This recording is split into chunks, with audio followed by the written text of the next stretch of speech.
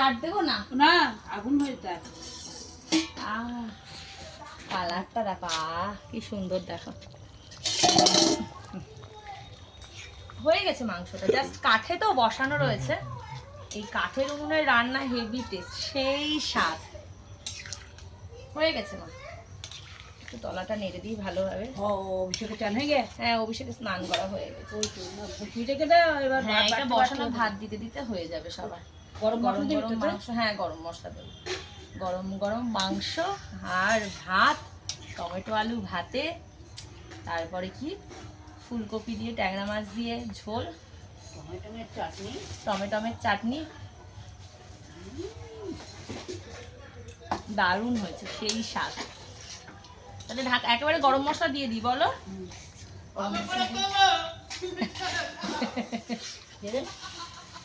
তুইও চলে আয়।